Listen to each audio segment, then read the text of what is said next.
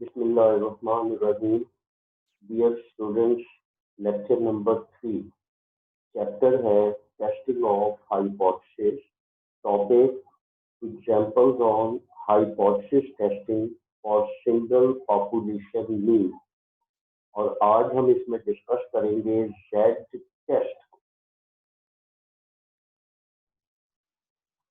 जी students, last lecture के अंदर हमने टेस्टिंग प्रोसीजर किया था अबाउट सिंगल पॉपुलेशन मीन, और उसमें हमने जेड टेस्ट और ई टेस्ट जो थे वो हमने अप्लाई किए, और दोनों में मैंने आपको कंडीशंस बताई थी कि हमने जेड टेस्ट कब अप्लाई करना है और हमने ई टेस्ट कब अप्लाई करना है। मैंने कहा था कि व्हेन सिग्मा इज नोन, कि आपके पास पॉपुलेशन स्टैंडर्ड डेविएशन स्टेटमेंट में गिवन होगा, तो आप जेड टेस्ट जो है उसको आप क्या करते हो, अप्लाई करते हो।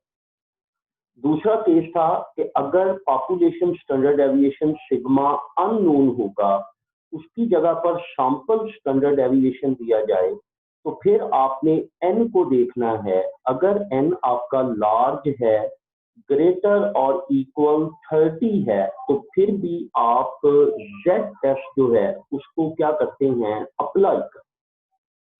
आज हम इसी testing of hypothesis for single population mean, इसके ऊपर हम जेड टेस्ट जो है वो अप्लाई करते हैं। कि हम दो केसेस पहले डिस्कस करते हैं कि अगर हमारे पास सिग्मा नोन होगा या हमारे पास सिग्मा अननोन होगा, लेकिन एन हमारा 30 या 30 से क्या होगा, ग्रेटर होगा। तो इसको डिस्कस करने से पहले सबसे पहले ये मैंने जेड की 5 वैल्यूज लिखी हैं जो आपकी क्रिटिकल रीजन के अंदर क्या होंगी, यूज हो। और इन 5 वैल्यूज को आपने याद रखना है कि Z 0.10 जो है ये 1.28 के बराबर होता है। Z 0.05 1.645 के बराबर होता है। Z 0.025 ये 1.96 के बराबर होगा। इसी तरह Z 0.01 ये 2.33 के बराबर होगा, और Z 0.005 ये 2.57 के इक्वल। तो जो आप क्रिटिकल रीजन बनाते हैं 5th स्टेप के अंदर और उनके अंदर क्रिटिकल वैल्यूज यूज होती हैं, तो यही ऑलमोस्ट 5 वैल्यूज जो हैं ये आपकी यूज होंगी फॉर क्रिटिकल रीजन के। इनको आपने याद रखना है। इसके लिए कोई टेबल भी आपके पास अवेलेबल होता है, लेकिन टेबल थोड़ा सा कॉम्प्लिकेटेड है। लेकिन यहाँ पर यही 5 वैल्यूज आपकी मोस्टली आपके टेस्टिंग प्रोसीजर के अंदर जो है वो क्या होंगी, यूज होंगी। और इन्हीं 5 वैल्यूज को आपने अच्छे तरीके से याद रखना। अब हम चलते हैं पहले क्वेश्चन के अंदर। वो कहता है the mean of a sample of the 100 values drawn from the large population is 52। वो कहता है कि 100 वैल्यूज का हमने सैंपल लिया, इसमें से लार्ज पॉपुलेशन में से, और उस सैंपल का जो मीन है वो कितना है, 52 है। इसका मतलब क्या हुआ कि उसने हमें सैंपल साइज दे दिया। सैंपल साइज हमारे पास क्या है, 100 है, और सैंपल मीन कितना है, 52 है। क्योंकि उसने वर्ड क्या यूज किया, अगर आप देखें, वो कहता है the mean of a sample. इसका मतलब ये मीन है, ये 52 जो मीन है ये किसका है, सैंपल का है। कितनी वैल्यूज हैं, 100 वैल्यूज। तो अगर आप देखें n हमारा 100 है, x बार हमारा कितना हो गया, 52 हो गया। अब देखें, अब नेक्स्ट वो क्या कहता है, वो कहता है if the standard deviation of the population is 7। अब उसने क्या कहा कि जो पॉपुलेशन स्टैंडर्ड डेविएशन है ये आपके पास क्या है, 7। अब ये उसने हमें पॉपुलेशन स्टैंडर्ड एविएशन दिया। अब देखिए पॉपुलेशन स्टैंडर्ड एविएशन सिग्मा, याद हो पॉपुलेशन स्टैंडर्ड एविएशन को हम सिग्मा से डिनोट करते हैं। मैंने स्टार्ट में भी बताया था कि आपने अपनी स्टेटमेंट को केयरफुली रीड आउट करना है और उसमें से सैंपल और पॉपुलेशन इंफॉर्मेशन की बाइफरकेशन करनी है। तो अब उसने पहले सैंपल साइज दिया था, सैंपल मीन दिया था, अब वो कह रहा है कि पॉपुलेशन स्टैंडर्ड एविएशन 7 है, तो सिग्मा हमारा 7 हो। अब देखें वो कहता है test the hypothesis that the mean of population is 55। वो कहता है टेस्ट करो हाइपोथेसिस कि पॉपुलेशन मीन जो है वो किसके इक्वल है, 55 के। और पॉपुलेशन मीन इसको हम म्यू से डिनोट करते हैं और ये हमारा म्यू जो है वो किसके इक्वल हो गया, 55 के इक्वल हो। Against the alternative that mean is not 55, और अल्टरनेट उसने क्या दिया कि मीन हमारा 55 के इक्वल नहीं। Use 5% level of significance. आपने लेवल ऑफ सिग्निफिकेंस क्या यूज करना है, 5%। तो 5% लेवल ऑफ सिग्निफिकेंस आप क्या करेंगे, यूज करें। इसका मतलब अल्फा हमारा 0.05 हो। अब सबसे पहले मैंने इंफॉर्मेशन सारी जो भी दी थी स्टेटमेंट के अंदर, मैंने उसको राइट डाउन किया कि सैंपल के लिए मैंने सैंपल नोटेशन, पॉपुलेशन के लिए पॉपुलेशन नोटेशन। अब देखिए पहला स्टेप हाइपोथेसिस। स्टेटमेंट में उसने क्या कहा था, the mean of population is 55। इसका मतलब एच नॉट हमारा क्या बन गया कि म्यू इक्वल 55। म्यू हमारा किसके इक्वल है, 55 के। अब अल्टरनेट उसने क्या कहा था कि म्यू नॉट इक्वल 55, कि म्यू जो है वो 55 के इक्वल नहीं, स्टेटमेंट में उसने बताया था। अब second step, level of significance alpha 0.05, 5% दिया है, 0.05। अब देखें स्टेटमेंट में हमारे पास sigma population standard deviation known है, ये देखें गिवन है, हमारे पास पॉपुलेशन स्टैंडर्ड डेविएशन नोन है। और अगर पॉपुलेशन स्टैंडर्ड डेविएशन नोन होगा तो हम जेड टेस्ट अप्लाई करते हैं और उसका फॉर्मूला था X bar minus mu not divided by sigma over N under root. तो ये टेस्ट स्टैटिस्टिक्स हम इसके ऊपर क्या करेंगे, अप्लाई करें। अब चौथा स्टेप कैलकुलेशंस। अब अगर आप देखें स्टेटमेंट के अंदर आपके पास एन भी दिया गया है, सिग्मा भी गिवन है, म्यू नॉट की वैल्यू भी गिवन है, एक्स बार की वैल्यू भी गिवन है। अब ये सारी वैल्यूज अब आपने इस थर्ड स्टेप में क्या कर देनी, पुट कर देनी। तो देखिए एक्स बार 55 है, म्यू नॉट सॉरी एक्स बार 52 है, म्यू नॉट हमारे पास 55 है, सिग्मा हमारे पास 7 है, एन हमारा 100 है।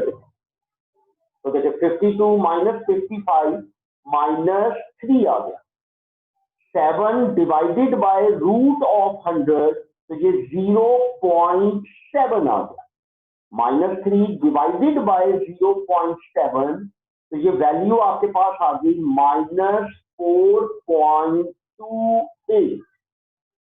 वैल्यू आपकी आ गई -4.28। अब देखें, अब हम चलते हैं क्रिटिकल रीजन में। सबसे पहले मैंने आपको 3 क्रिटिकल रीजन बताए थे, जिसमें 1 टेल था for greater, 1 tail for less और 2 टेल। और मैंने आपको बताया था कि अगर नॉट इक्वल का साइन हो, आपने H1 को देखना है। अगर H1 आपका नॉट इक्वल है तो 2 टेल टेस्ट होगा, और 2 टेल में जो क्रिटिकल रीजन बनेगा, Z modulus greater equal Z alpha by 2। Z modulus greater equal z alpha by 2। तो सबसे पहले अल्फा की वैल्यू 0.05 है, अल्फा बाई 2 कर दिया 0.05 डिवाइडेड बाय 2, तो ये 0.025 आ। अब मैंने पुट कर दिया अल्फा बाई 2 की जगह, तो z modulus greater equal z 0.025। अब स्टार्ट में मैंने इसकी वैल्यूज आपको दिखवाई है, अभी ये देखें वैल्यूज है, तो z 0.025 की वैल्यू है 1.96। तो इसका मतलब हमारी क्रिटिकल वैल्यू आ गई 1.96।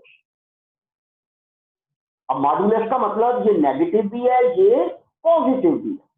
अब देखें, ये फिगर नॉर्मल की मैंने एक ड्रॉ की, ये सेंटर है, इस सेंटर में z की वैल्यू 0 है। अब ये 1.96 नेगेटिव भी है, पॉजिटिव भी है, तो लेफ्ट साइड ये नेगेटिव आ गई, राइट साइड पे ये मेरे पास क्या आ गया, पॉजिटिव आ। अब ये जो ब्लैक मैंने शेड किया हुआ हिस्सा है, ये आपका क्रिटिकल रीजन है। ये जो शेडेड है ब्लैक किया हुआ, ये क्रिटिकल रीजन है, और ये वाइट वाला ये आपका क्या है, एक्सेप्टेंस रीजन।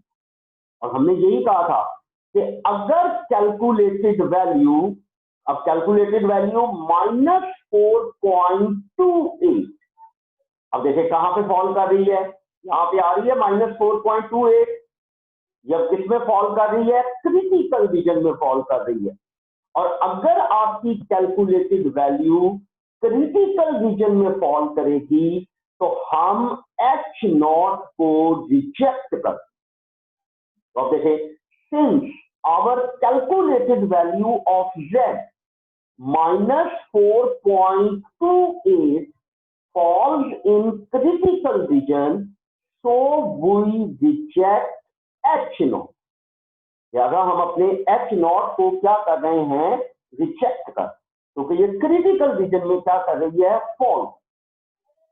सेकंड देखें, एक और क्वेश्चन लेते हैं।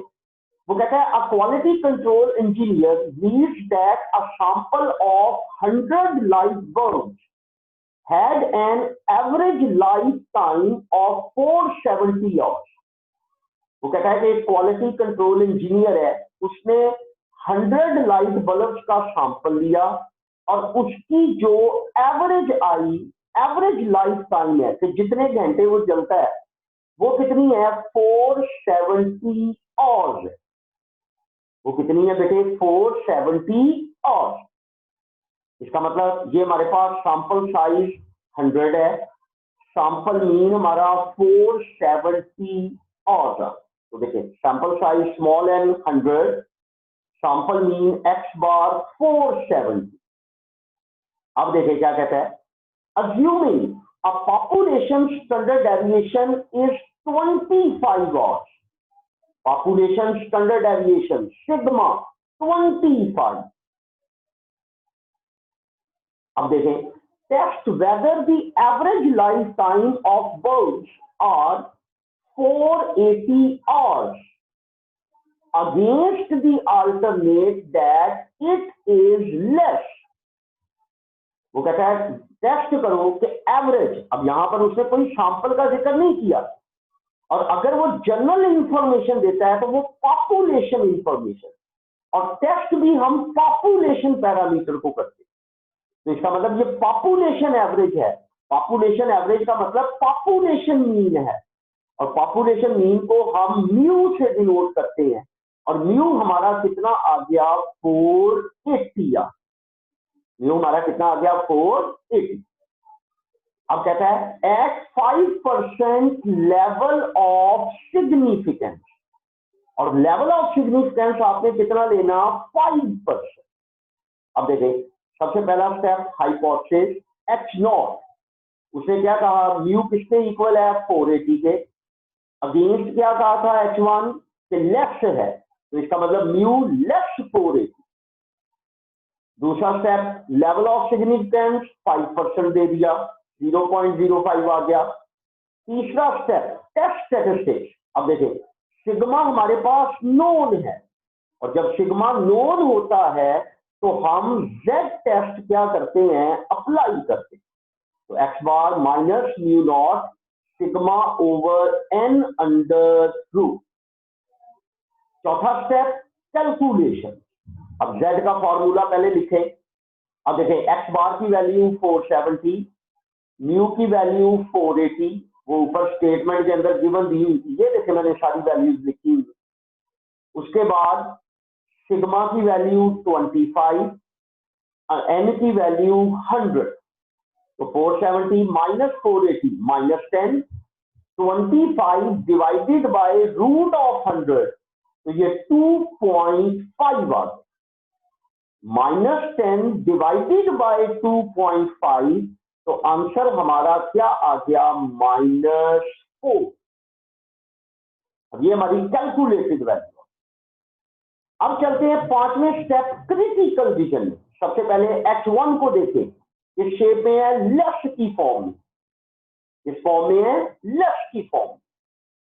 तो अगर H1 लेफ्ट होगा, ठीक है, तो 1 टेल, अब लेफ्ट है तो Z left minus Z alpha, क्योंकि लेफ्ट में मैंने आपको बताया था हमेशा हम माइनस का साइन अप्लाई करते, तो Z left minus Z alpha, Z left minus Z alpha की वैल्यू 0.05, और स्टार्ट में मैंने 5 वैल्यूज लिखवाई थी, उसमें देखें 0.05 की वैल्यू 1.645, और साथ नेगेटिव साइन है क्योंकि लेफ्ट की फॉर्म। अब आप इसकी फिगर बनाएं। सबसे पहले ये आपके पास एक नॉर्मल फिगर बन गई, सेंटर में इसके लाइन लगाएं, ये आपके Z की वैल्यू 0 है, ये आपकी नेगेटिव वैल्यूज है, यहां पे आ गई -1.645 ये। अब ये जो ब्लैक हिस्सा है ये आपका क्रिटिकल रीजन है, और ये जो व्हाइट वाला सारा हिस्सा है ये आपका एक्सेप्टेंस रीजन। अब देखें, अब वैल्यू क्या है, -4। इसका मतलब अब -4 आपके पास यहां पे फॉल कर देगी। ये देखिए, अगर ये -1.645 है तो -4 अप्रोक्सीमेटली यहां पे होगा। अब ये किसमें फॉल कर रही है, क्रिटिकल रीजन। तो लिखें, since our calculated value of Z equal -4 falls in critical region, so we reject H0। कि हमारी कैलकुलेटेड वैल्यू जो है वो क्रिटिकल रीजन में फॉल कर रही है, लिहाजा हम H0 को क्या करेंगे, रिजेक्ट करेंगे। जी नेक्स्ट देखें, अगली एग्जांपल एक और करते हैं। वो कहता है, a random sample of 100 observation from a normal population and the sample average is 182 and variance is 299। वो कहता है कि एक सैंपल हमने 100 ऑब्जर्वेशन का लिया और उसकी जो सैंपल एवरेज आई 182 है और जो सैंपल वेरिएंस है 299 है। इसका मतलब क्या हो गया कि n हमारा कितना हो गया, 100, x बार हमारा 182, वेरिएंस, ये देखिए उसने वेरिएंस की बात की, और अब ये वेरिएंस किसका है, सैंपल का है, तो सैंपल वेरिएंस x स्क्वायर 299। अब x कैलकुलेट कर दें क्योंकि हमें स्टैंडर्ड डेविएशन चाहिए होती है। तो स्टैंडर्ड डेविएशन क्या होता है, रूट ऑफ वेरिएंस। याद हो 4th चैप्टर डिस्पर्शन वाला, जिसमें वेरिएंस एंड स्टैंडर्ड डेविएशन को कैलकुलेट किया था कि अगर वेरिएंस है तो अगर उसका रूट लेंगे तो वो आपके पास क्या बन जाएगी, स्टैंडर्ड डेविएशन बन। तो x हमारा 299 रूट, तो 17.29। अब देखिए कहता क्या है, वो कहता है test the hypothesis that the mean is greater equal 180। Mean जो है वो, सॉरी मीन इज, इसको करेक्ट करता हूं, ये मीन इज, वो कहता है ग्रेटर नहीं है, ये less equal, the mean is less equal 180, कि मीन आपका लेस इक्वल है 180 के।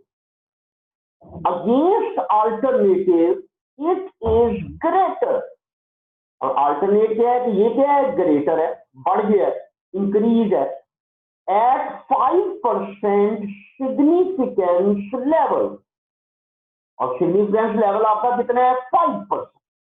अब देखें सबसे पहला स्टेप हाइपोथेसिस, अब उसने क्या कहा था कि मीन इज लेस इक्वल, इसका मतलब H not mu less equal 180,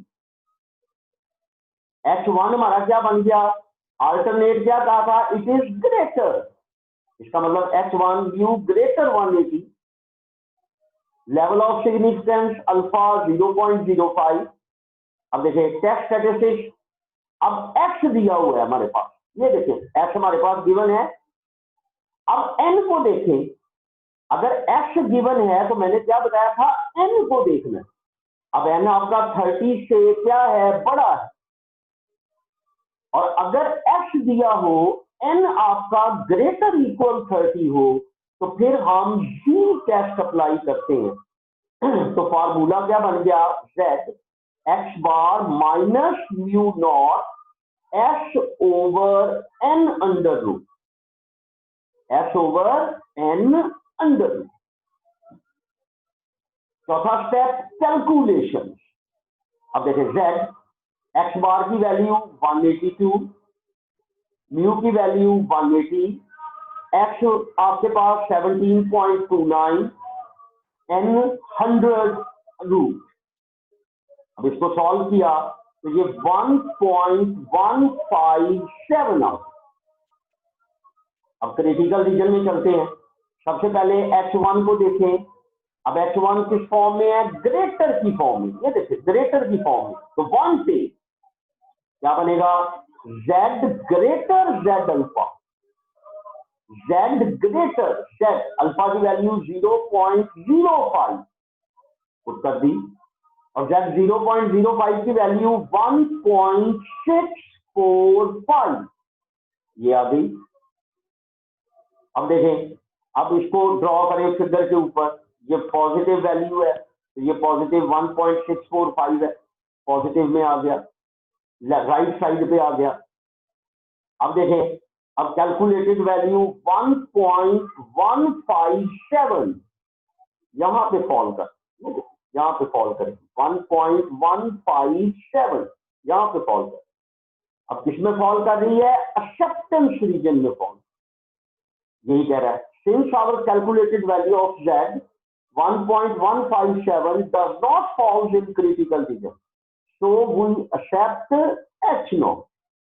ये क्रिटिकल रीजन में फॉल नहीं कर रही, ये एक्सेप्टेंस रीजन में फॉल कर रही है, लिहाजा हम H नॉट को क्या करेंगे, एक्सेप्ट करेंगे, लिहाजा हम H नॉट को क्या करेंगे, एक्सेप्ट। क्लियर हो गया जी।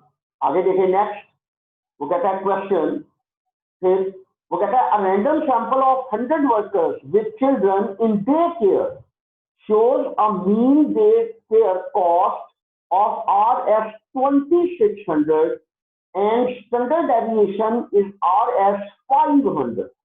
अब देखिए किसकी बात कर रहा है, सैंपल की बात कर, तो इसका मतलब अब ये सारी इंफॉर्मेशन किसकी हो गई, सैंपल।